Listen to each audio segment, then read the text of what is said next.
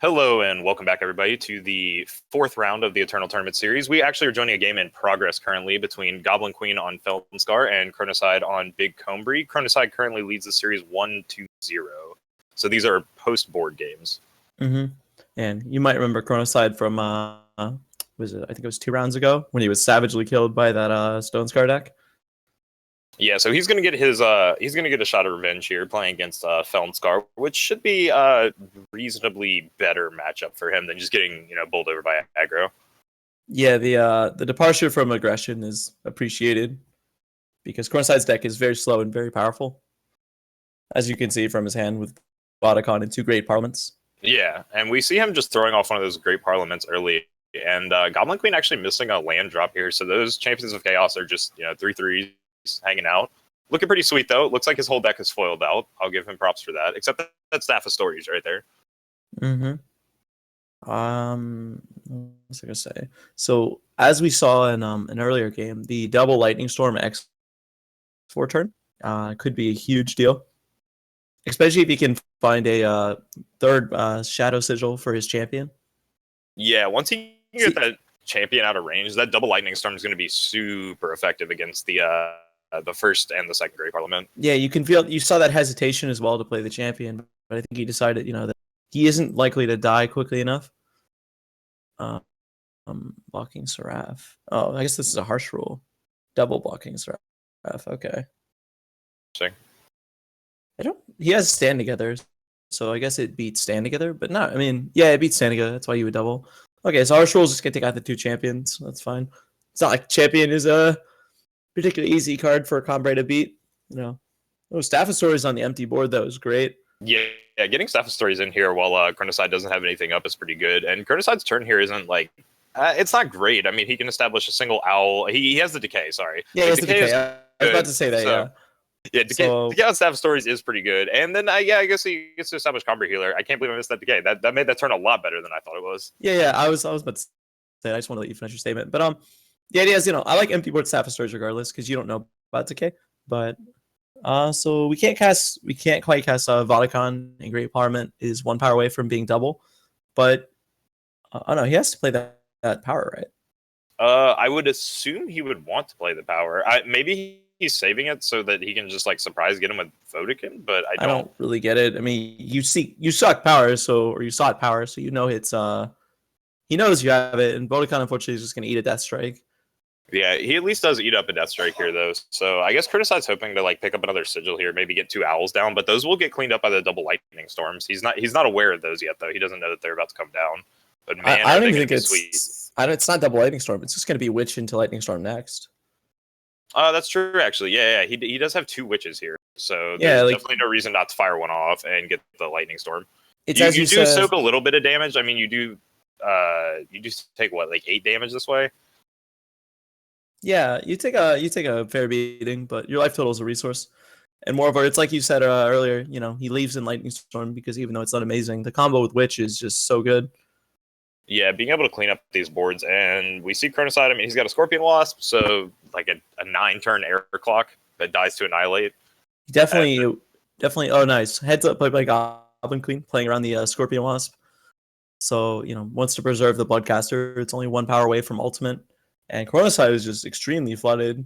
The 10th power does not do anything for Chronocide. Yeah, it really doesn't. It just gives him 10 power, not doing much in his deck. I mean, they'll be good for Vodacon in theory later, and the Mystic Ascendant, which is why he's holding them back. But yeah, not doing him any favors right now. Stand Together, does making the Wasp 2/2 do anything particularly? No, it does nothing. Especially given how much spot removals in Goblin Queen's hand. 3 ways to kill a Wasp. It's actually interesting that Goblin Queen is unwilling to attack into the Wasp, given that I'll call it she, I guess, because Queen, but it has so many ways to kill it. Because even if there's like Wasp plus Stand Together, you have Torch and Annihilate. Unfortunately, Martial Ironthorn is going to get Stand Together, but the second Annihilate will take care of him. Yeah, so you just pick up. I mean, you have to sacrifice 2 Annihilates, but you pick up the Stand Together and the Martial Ironthorn, and I mean, still Chronocide doesn't have anything to establish yet. Correct. He's on the slow beatdown. He's on the slow beatdown, and Combray Healer, that's an interesting pickup. It's okay. I like that against 3. It's fine. It prevents you from getting cheesed out. But honestly, Big Combre has just no reach whatsoever. So Yeah. here we get to Withering Witch plus Vara's Favor or Statuary Maiden plus I don't know. You just have a wealth of great options. He might just take the turn to like play defensively and establish like the statuary into like a Combre healer or something like that. Build up a board before he goes into the Withering Witch Lightning Storm, and maybe that gives Chronocide another chance. Like if he establishes a second minion, he can get like a 2-for-1 out of the Withering Witch Lightning Storm. Yeah, that's fair. That's probably the more disciplined play. I still would have been tempted to just pick the Titan off with Vara's Favor, but then I guess your Withering Witch is just a 4. So yeah, I'm fine trading a Statuary Maiden for Titan as well. Get a free cudgel from it. Yeah, that's not too bad. Like he's gonna be able to arm up this 1/4 to actually like force the Scorpion Wasp to sack it. So let's or see if the he 5. this could be a slight mistake incoming. He wants to seek power before he plays Martial Iron Thorn, in case there's a second Annihilate, because otherwise he would be able to lose Martial Iron Thorn in response to see. It's not going to matter, but it's just a little inefficient. Yeah, it is a little bit off. Like he, I guess it doesn't matter. It doesn't matter. Case. I'm not. It could have been responded on. You're correct though. Like you're right. It could have been responded to. He definitely should have sought power first. Yeah. Well, unfortunately, Iron Thorn's going to get picked off the same way I said the Titan would. It gives him another cudgel, 2 beats of cudgels. It's just. Yeah. Are we going to see the Scorpion Wasp come out, or is he's willing to pass that? I'd probably go Wasp, but yeah, sorry, I said second cudgel. No, the Maiden's dead. I don't know why I say that, but Valkyrie Enforcer looks pretty bad. There's no text on this board. Yeah, and it just dies to Torch, which he's playing at least a few of.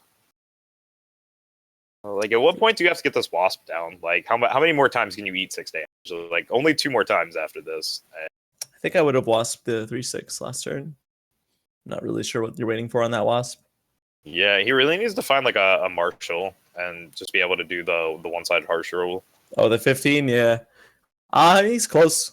Flooding Out does it. Yeah, it's just gonna get torched, but at least it gets the block off thanks to priority rolling in Eternal. Yeah, and he can establish the Valkyrie Enforcer like a little safer here.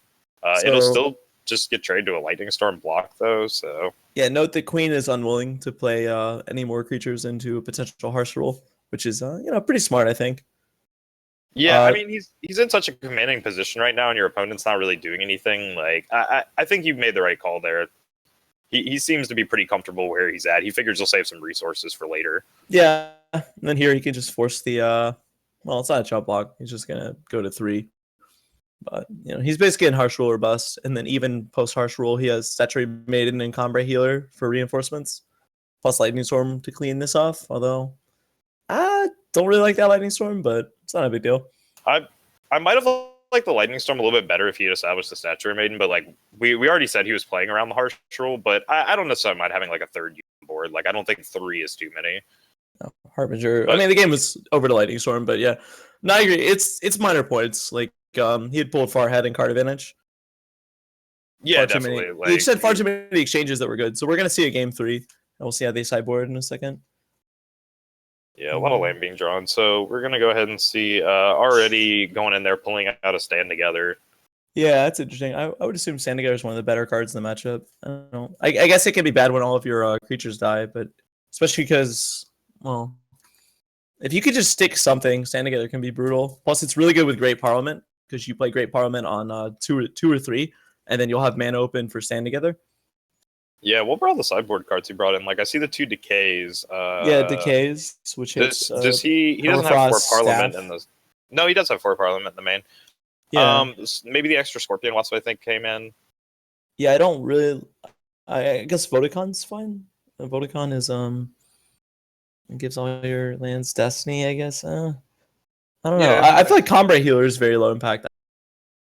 Yeah, I guess it's what do you bring it in for? Like, do you bring it in for like some students? Other Stand Togethers? Stand Togethers. I want all the Stand Togethers. You only have 2 of them though, and he's already playing 1 like in the because he's not playing any in the main board. He only has 2 in the sideboard, and he had 2 in for that game. Oh, I did. Well, he cut 1. I just want both. Okay. We've been informed that Goblin Queen is a dude. I don't know. It's a queen, man. But okay. Yeah, who does? Minor points, minor points. Okay, Either way, anyways. Chronocide getting off to his hand looks like he's got a little bit behind it. Like he's got some Seek, he's got the Scorpion Wasp for some defense, he's got the Seraph and the Silence, so not bad. Yeah. Goblin Queen picking up like he's got Wisdom this turn to fire off, so that's cool. Like he's gonna get to draw his 2 cards and do his thing. He can play champion as a 4/4 as well, rather than playing as a 3/3 now. Although honestly, against Combat, it's not like they can torch it, so it's the same thing either way. Yeah, Amber Accolade helps develop the Seraph to 8. Wisdom here. Yeah, and I like the Amber Acolyte coming down. Like he wants to try and fish out like any type of removal here on the crappy 2/1 instead of letting one of his Seraphs just get like chewed up this turn. Yeah, for sure. Seraph is a trump card. You really don't want to run out Seraph like too easily. Yeah, definitely needs control matchups. That Valkyrie is super taxed. Like it's silencing this 2/5, which I don't hate. It's a solid card, but as you can see, like champion, Saturated Maiden. All of those targets. All of those are worth silencing too. So yeah, hopefully we can find some. Probably would have liked to have put it on the Statue Maiden, but obviously, like it's not down. He can't just assume and hold it. Like I don't mind silencing the 2/5. Well, he certainly doesn't know his hand. Okay, we got the double. We got double block here. I mean, double block is bad against Torch. Solid against Lightning Storm. The attack, of course, is let in because of Lightning Storm. Because if he just bounces 3/3, you get both creatures. Yeah, if he had double block, that would have actually been good for Goblin Queen there with the Lightning Storm. He would have been able to. He would have been able to put the 2 damage into the Valkyrie and then Lightning Storm and clear out both of them. See, yeah, I guess because your 2/5 is silenced, so it's not the usual Felon Bloodcaster. It's just a 2/5. Yeah, and I think it's kind of like a parity exchange either way, because Amber Acolyte's body is so relevant. Yeah, true. The 3 damage in the air might be relevant at some point, though. I think that's at least worth noting. Is that like the flying is something that Goblin Queen can struggle to deal with without removal. Oh, interesting. So we see a blind flip Wisdom Village to try to hit Torch or something before the Wasp deals damage. Unfortunately, there is no Torch, so. Yeah, so we just see Goblin go ahead and drop another Bloodcaster there. He's 1 away from activation, so the Bloodcaster will provide like a solid turn 7 for him if he has nothing else he wants to do. Yeah, so this is good sequencing by Chronocide because he's going to be able to play Seraph here with Stand Together up. Yeah, he is, and this Stand Together is going to be really big. It's going to keep the Flyer alive, if anything. Like if the Flyer just gets torched here, like he can just easily Stand Together it, and like that makes a huge difference. Just being able to keep that air pressure. I don't even know if I would. I might do that. It's interesting because, well, yeah, actually, yeah. Now with the Saturated Maiden, I would certainly Stand Together. But I'm saying, like in general, though, one thing you can do is play the second Seraph out and then Stand Together. But I mean, we're just gonna see it. This is a fantastic Stand Together. Like, I guess it's getting backlash though. Oh, jeez. Yeah, he goes straight into backlash. Right? Like, well, I guess he considered. I figured that's why he considered. Like, I think you would probably make that trade in any other case. But I guess he might have considered the backlash, and like that backlash is going to punish him. Like he gets the cudgel, and the Flyer I think dies. You just really have to hope that. Well, good. Mystic Ascendant is a fantastic draw, but I think on Chronocide's end, you just have to hope there is no backlash because your opponent is on 7 power. Backlash will always be relevant at this point. It's no longer very difficult to hold it up. Yeah, that's true. This is that Mystic Ascendant is actually really important. Like that's going to be a really important Mystic Ascendant because he's trying to get the he's trying to get the Lightning Storm block as well, which Chronocide is smartly denying him.